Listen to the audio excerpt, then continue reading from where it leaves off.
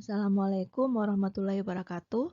My name is Dr. Tirani Hastutiata, or you can call me Dr. Tuti, from the Department of Histology, Faculty of Medicine, Hasanuddin University. This is the learning objective in this video. After studying histology in general, students are expected to be able to differentiate the types of tissue in the human body by histologically and histophysiologically. Specifically, after watching this video, students are expected to be able to explain the process of the cell death in two mechanisms, necrosis and apoptosis.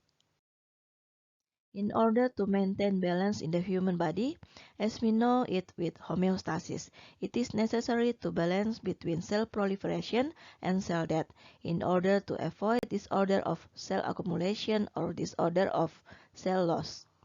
In children, cell proliferation usually occurs more than cell death because of the growth and development of children, whereas in the elderly, usually most degeneration occurs to cell death, for example in the bones, which result in osteoporosis.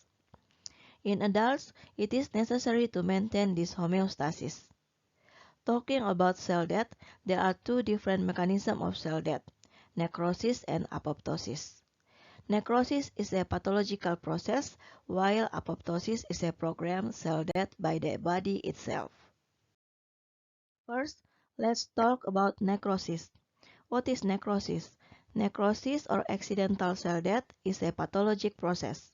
It occurs when cells are exposed to an unfavorable physical or chemical environment, such as hypothermia, hypoxia, radiation, low pH, and cell trauma, that causes acute cellular injury and damage to the plasma membrane.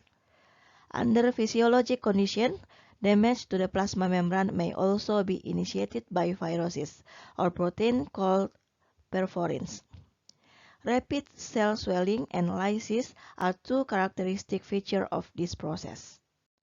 The process of necrosis can be seen clearly in this image. This is the normal cell. If there is trauma to the cell, it will cause the injury at the cell membrane and cause the damage of cell membrane. Damage of the cell membrane will lead the influx of water and influx of extracellular ions. And intracellular organelles such as mitochondria, endoplasmic reticulum, and nucleus undergo irreversible changes that are caused by cell swelling and cell membrane rupture, or it is called the cell lysis. This is the cell lysis. As a result of the ultimate breakdown of the plasma membrane, the cytoplasmic content like lysosomal enzyme are released into the extracellular space, and therefore necrotic cell death is often associated with extensive surrounding tissue damage and intense inflammatory response will be held. And this is the necrotic cell death. The picture on the left shows a normal kidney slide. The tubules in the kidney are still intact. There are no signs of cell damage. As well as the renal corpuscle, the cells in the glomerulus are still very good. And then we compare with the picture on the right. It shows the slide of acute tubular necrosis in the kidney. There are tubular cell.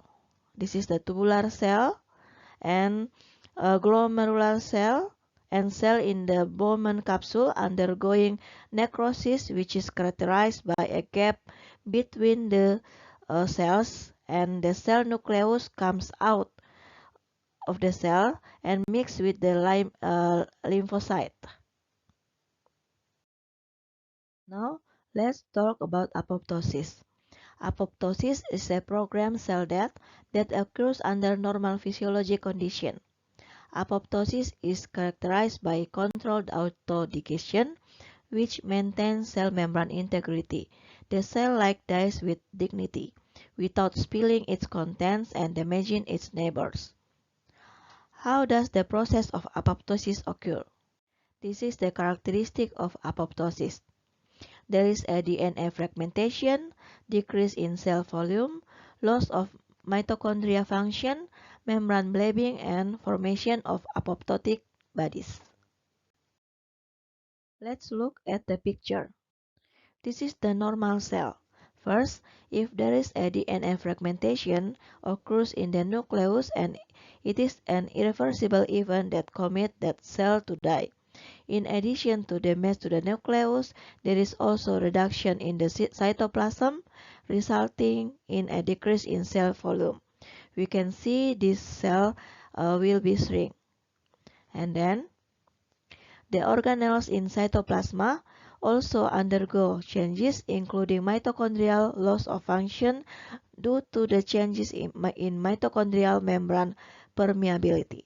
And next, membrane blebbing results from cell membrane alteration, and final step of apoptosis is cell breakage. This cell is breakage and formation of apoptotic bodies. This picture shows electron micrograph that show an early stage of apoptosis in lymphocyte. The nucleus is already fragmented, and the irreversible process of DNA fragmentation is turned on. And then this is picture show the further fragmentation of DNA. The heterochromatin in one of the nuclear fragment begins to bud outward through the cell membrane and initiating a new round of nuclear fragmentation. In the last picture, there are apoptotic bodies containing fragments of nucleus, organelle, and cytoplasm. And then this is the picture of the apoptotic cell. The nucleus is broke like this. This is the apoptotic bodies. This is the like microscopic. I hope the information in this video can be useful for all of us. There are some references that you can read about cell death. Thank you for watching me and see you in the next video. Don't forget to subscribe and like this video. Wassalamualaikum warahmatullahi wabarakatuh.